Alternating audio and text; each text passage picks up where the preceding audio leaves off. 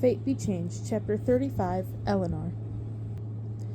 Elinor's heart thumped wildly as she hastened down the corridor toward the commotion.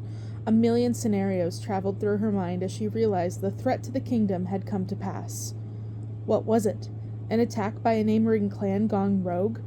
A bear breaking into the castle? The animals were not normally seen much at this time of year, but the legend of Mor'du claimed that the beast was notorious for wreaking havoc any time he saw fit.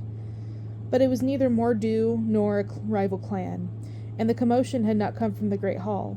Instead, she saw several servants rushing to her father's private parlor. Elinor stopped in the parlor's entryway to find her father slumped against the side of his second-in-command, Gawain. The king's most loyal deputy held him by his arms. A host of servants and men from their father's council stood nearby, all looking shell-shocked. Elinor entered the room, trying to make sense of what had taken place.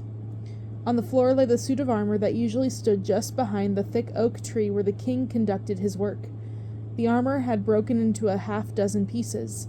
Its iron legs had scattered several feet away, one on either side of her father's work table.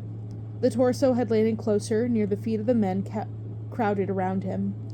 Most frightening, the battle axe lay exactly where her father's head would have been if it had been sitting at the table. Elinor's blood ran cold at the sight of the sharpened axe wedged firmly in the block of wood. The thought of how close the king had come to possibly being beheaded sent tremors racing along her skin. "What happened?" she finally asked, looking around at the men who surrounded the king. "'Tis very peculiar, princess," Gawain said. "The armor had been standing here for years with no issue. There is no reason for it to fall like this." "Father, have you been harmed?" Elinor asked. "No, I am fine," King Douglas said. But then she had saw it. He had been injured. There was blood on his sleeve. "Get the physician," Elinor said to one of the servants.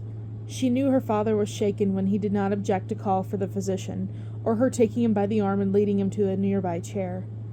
"And someone call the queen. She'll want to know what has happened," Elinor said, to no one in particular. She did not look up to see who had gone to fetch her mother. "'Tis nothing," King Douglas said. "'Tis not so," Elinor replied. "You could have been killed." His severe stare told Elinor that she had gone too far in suggesting he could have been felled by an inanimate object. "I am just concerned, father," Elinor said. "I never want you to come to any harm." She looked to Gawain. Her father's second-in-command had been by his side as long as Elinor had been alive. "Get Helga in here. Find out if anyone from the staff disrupted the suit of armor. Maybe it happened when someone was cleaning it." That was the only explanation Elinor could come up with. It made no sense that the armor, which had stood in this exact position since she was a little girl, would suddenly come tumbling down. We must make sure that the other suits of armor around the castle are secure as well," Elinor finished. Half the men who had been standing around her father dispersed, while the others began to gather the disjointed pieces of armor.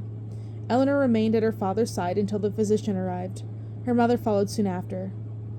"Whose doing is this?" Queen Katerina asked the moment she entered the room. "'Tis no one's doing," Elinor said. "It was an accident." "How bad is the injury?" the queen directed to the physician.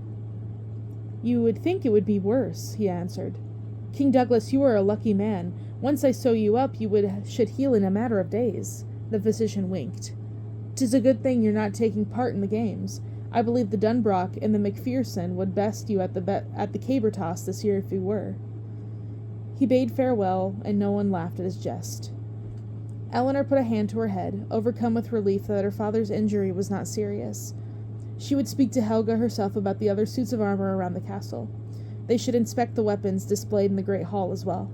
There were items all around the castle that were used as adornments, but that could prove to be deadly. Maybe they should hang more tapestries and fewer weapons of war on the walls. Satisfied that her father was being taken care of, Elinor left the study. She found Merida standing just outside the door. The girl's face was ashen, her expression panic-stricken. "You look as if you've seen a ghost," Elinor said. "What is the matter?" How is the king?" Merida asked. Elinor expelled a tired but relieved breath. "He shall heal nicely, according to the physician. It could have been much worse had he been sitting behind his desk. The castle staff must inspect every suit of armor on display to make sure they are secure. We cannot allow another accident such as this come to pass." "Princess," Merida said. The shake in her voice sent a tremor down Elinor's spine. "What is it?" A cold knot formed in her stomach at the fear she saw in the girl's eyes. Something was not right. "Is it about the king?" Merida nodded. She glanced to her left and then to her right. Her teeth sunk into her bottom lip. She pointed to the McCameron coat of arms on the wall behind Elinor, then leaned forward and whispered, "I do not think it was an accident."